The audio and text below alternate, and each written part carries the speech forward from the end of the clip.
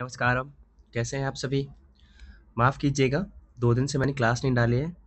हाँ, जो S pen होता है ना, इक्विपमेंट ख़राब हो गए थे भाई, तो 2 दिन लग गए उसको रिपेयर करवाने में, ओके?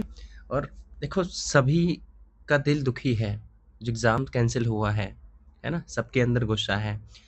एक बात है इसमें कि हमारे पास क्या है, हमारे पास ना केवल और केवल एक मेहनत है, एक पढ़ सकते हैं हम। हमारे हाथों में ना बहुत सारी चीज़ें नहीं हैं। जो है ना हमारे पास वो केवल स्टडी है। केवल केवल और केवल क्या है मेहनत है। और सबको पता है कि जब एग्ज़ाम कैंसल हुआ है तो वो भर्ती भी पूरी होनी है 2 महीने में। उसके बाद जीडीसी आने ही वाला है, जीडीसी का एग्ज़ाम। उसके बाद ईडीवी 52 भी है, okay? UPPCS health education officer वाला भी है। 4 भर्तियाँ तो ये हो गई भाई। देन जो भी कोई और एग्ज़ाम्स की प्रिपरेशन कर रहा है वो भी आने वाली हैं।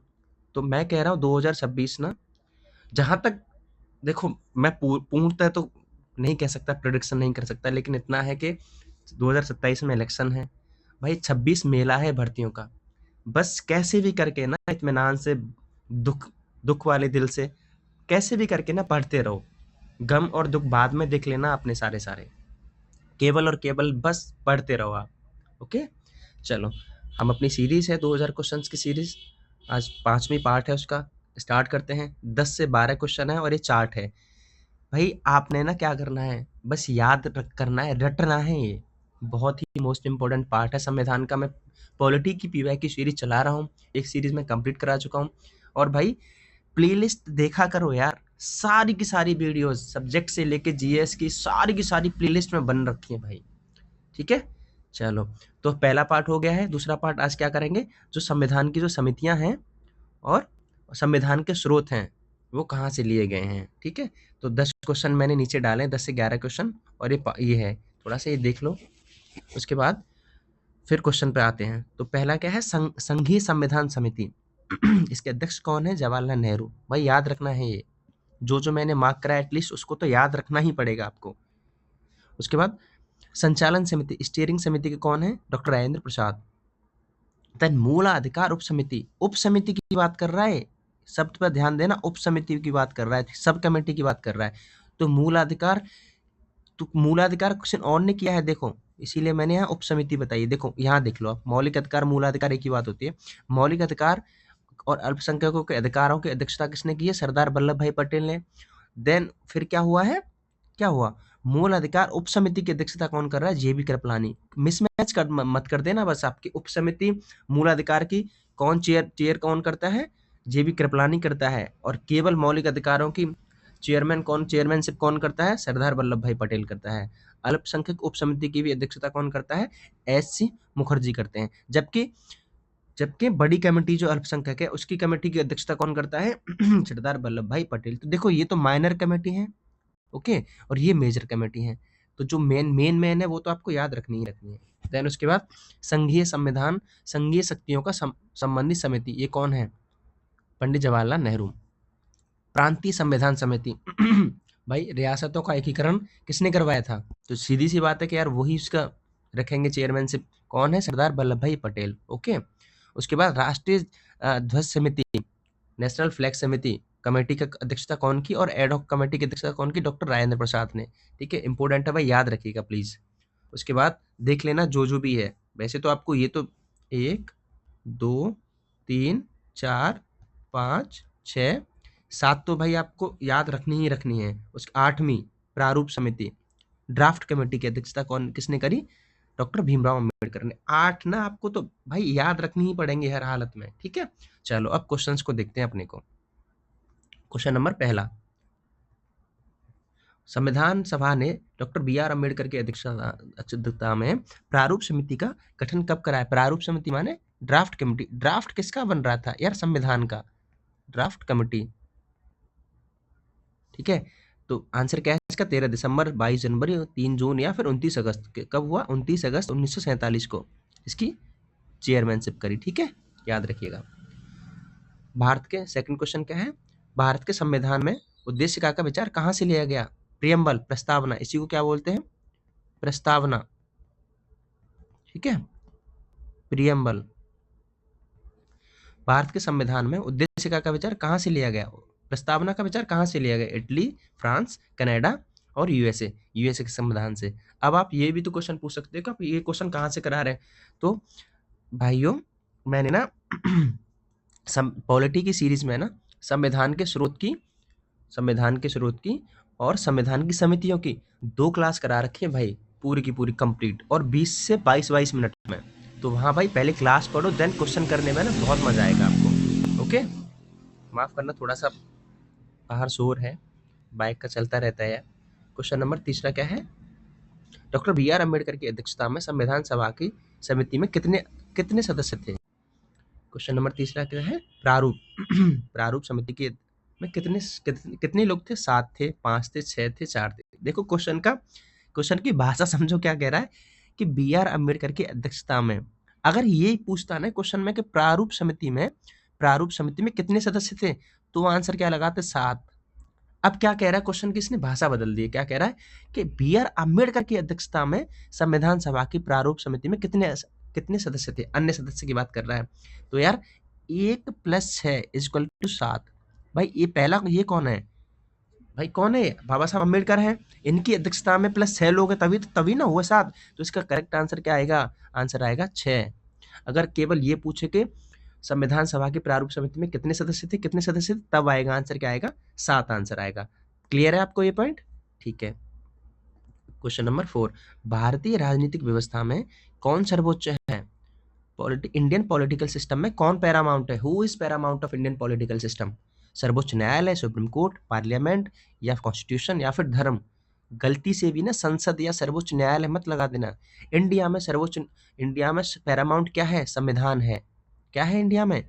और इसकी रक्षा कौन करता है? सर्वोच्च न्यायालय करता है। बात समझ आ गई आपको? ठीक है, चलो क्वेश्चन नंबर 5वां, भारत ने समवर्ती सूची की संकल्पना कहाँ से ली है? यूएसए के संविधान से, स्विट्जरलैंड से, ऑस्ट्रेलिया के संविधान से या यूएसएसआर से?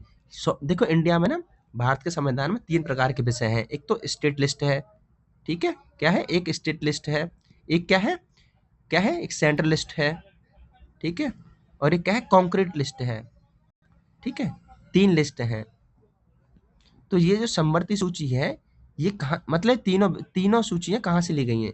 ये जो विषय वाला है, ठीक है, ये तो देखो हस्तांतरित विषय 1935 वाला जो मैंने आपको बताया था, भारत सरकार अधिनियम 1945, तो ट्रांसफर लिस्ट और क्या है, रिजर्व लिस्ट कहाँ से ली गई थी? 1935 के। लेकिन समवर्ती सूची कहाँ से ली गई? स्पेशली ऑस्ट्रेलिया के कहाँ से? ऑस्ट्रेलिया के संविधान से। बात समझ आ गई भैया आपको? ठीक है, चलो क्वेश्चन नंबर 6, भारत की संघात्मक व्यवस्था फेडरल इंडियन सिस्टम कहाँ? इंडिया में जो फेडरल सिस्टम है, कि भाई यहाँ पर राज्यों का कोई अस्तित्व नहीं है। राज्य क्या है यहाँ? विनाशकारी इंडिया को क्या कहते हैं? विनाशकारी राज्यों का संघ। इंडिया क्या है? विनाशकारी राज्यों का एक संघ है। मतलब इसका मतलब क्या होता है कि यार राज्यों का कोई अस्तित्व नहीं है यहाँ पर। राज्यों को बनाया जा सकता है, बिगाड़ा जा सकता है। सुप्रीम क्या है? केंद्र है। तो ये व्यवस्था किस देश से ली गई है? कनाडा, यूएसए, यूनाइटेड किंगडम या आयरलैंड? कहाँ से ली गई है? कनाडा से ली गई है। यूएसए मत कर देना। यूएसए में क्या है? यूएसए में तो डबल सिटीजनशिप है, स्टेट की अलग सिटीजनशिप है और केंद्र की अलग सिटीजनशिप है, ठीक है। और यूएसए क्या है? भारत, देखो भारत क्या है? विनाशी राज्यों का अविनाशी संघ। और यूएसए क्या है? विनाशी संघ है अविनाशी राज्यों का। मतलब वहां क्या है? राज्यों का नाश नहीं हो सकता, संघ का नाश हो सकता है।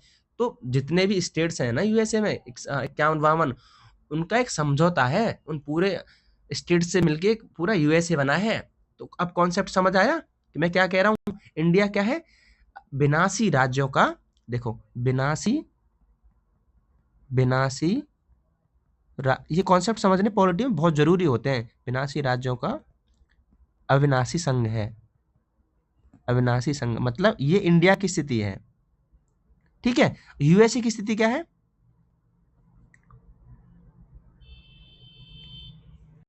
Just a second.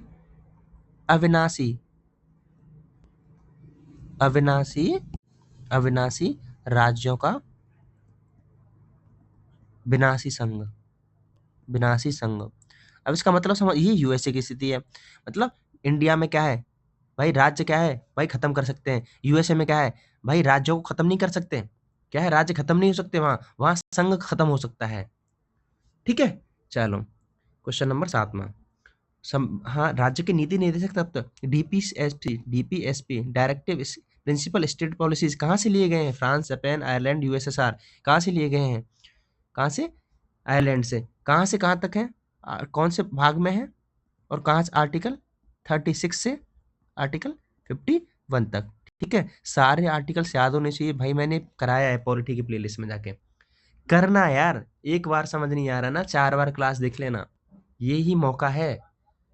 इसके बाद तो होते हैं मौके, जब सामने खड़ा है तो फिर क्यों ही गंवाना यार। थोड़ी सी अच्छे से पढ़ लो, एक बार क्लास समझ नहीं आ रही 2 बार कर लो क्लास को। ठीक है, इसीलिए मैं पीवाईक्यूज और एमसीक्यूज करवा रहा हूँ आपको छांट छांट के, इतनी सारी तो मेहनत चल रही है। क्वेश्चन नंबर 8वां क्या है? कौन सा एक युग्म सही है? मौलिक अधिकार कहाँ से लिए हैं? राज्य के नीति निर्देशक तत्व, केंद्र की अवशिष्ट शक्तियां, आपातकालीन शक्ति कहाँ से? सुमेलित नहीं है। क्या कह रहा है? सुमेलित नहीं है। तो मौलिक अधिकार, फंडामेंटल राइट्स कहाँ से लिए गई? यूएसए से। सही बात है, बात सही है। राज्य के नीति निर्देशक तत्व अभी बताया कहाँ से लिए गए हैं? आयरलैंड से। सही बात है बिल्कुल, चलो ये भी बात सही है। आपातकालीन शक्तियां जर्मनी से ली गई, ये भी सही बात है। केंद्र की अवशिष्ट शक्तियां कहाँ से ली गई? ऑस्ट्रेलिया से थोड़ी ना ली, कनाडा से ली गई है। ठीक है, अब आ रहा समझ? चलो ये क्वेश्चन नंबर भाई 19वां नहीं है, 9वां होगा ये क्वेश्चन। उसके बाद ये क्वेश्चन, और क्वेश्चन के साथ साथ ना इसका भाई कॉन्सेप्ट भी बताऊंगा मैं। इसके बाद ना आप चीज़ों में आप ना जो पॉलिटिकल जो डिक्शनरी होती है ना, जो पॉलिटी की भाषा में जो वर्ड्स होते हैं मायने रखते हैं, एक एक वर्ड्स मायने रखता है कि पॉलिटी में क्या कह रहा है। तो इससे बेहतर कुछ नहीं होगा। देखो ये कॉन्सेप्ट है, विधि का शासन को इंग्लिश में क्या कहते हैं?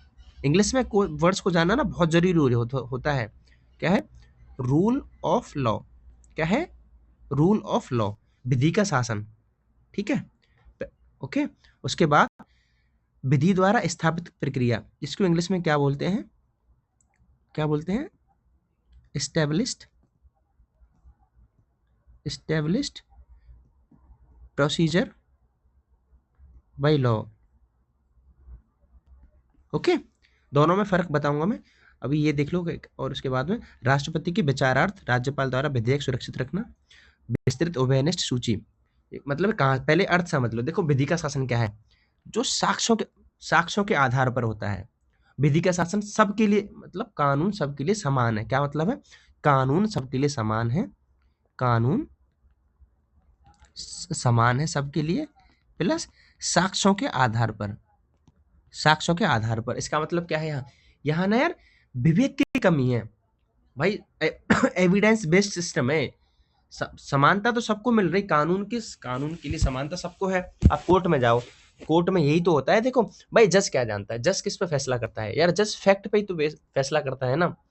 ठीक है, अच्छा ठीक है, लेकिन अब यार फैक्ट तो गलत भी हो सकते हैं भाई। कोई भी अगर कोई कल्प्रिट है, वो तो गलत एविडेंस क्रिएट करके और पेश कर सकता है कि ये लो, और वो तो गिल्टी फ्री हो जाएगा। उसके अलावा क्या किया हमारे इंडियंस, जो जो कॉन्स्टिट्यूशन जो मेकर्स थे, कि नहीं यार, इसके साथ साथ ना हमें कानून में ये भी देखना चाहिए कि भाई विवेक की आवश्यकता भी होती है यार। जज को भी तो पता चले कि हाँ, जज भी तो डिफाइन कर पाए कि नहीं नहीं यार, इसने गलत फैक्ट डिफाइन करे, ताकि मैं भी अपने विवेक का प्रयोग कर सकूं। ठीक है, तो ये क्या हो गया? वहां विवेक का प्रयोग हुआ है, विजडम का प्रयोग हुआ। ये क्या है? Established procedure by law. अब इन दोनों का अर्थ समझ आ गया आपको? ठीक है, अच्छे से। अच्छा, अब देख लो ये कहाँ से, विधि का शासन कहाँ से लिया गया? इंग्लैंड से। तो ए का दूसरा, ए का क्या है? दूसरा। विधि द्वारा स्थापित प्रक्रिया कहाँ से ली गई है? बी का होगा तीसरा। ए का होगा दूसरा, बी का होगा तीसरा। ये डी होगा इसका आंसर। ए का होगा दूसरा, बी होगा तीसरा। और उसके बाद राष्ट्रपति के विचारार्थ राज्यपाल, जब देखो आर्टिकल, जब मैं राज्यपाल पढ़ा रहा था आपको, ये जो आर्टिकल है, ये आर्टिकल कौन से आर्टिकल में आता है? आर्टिकल 201 में आता है।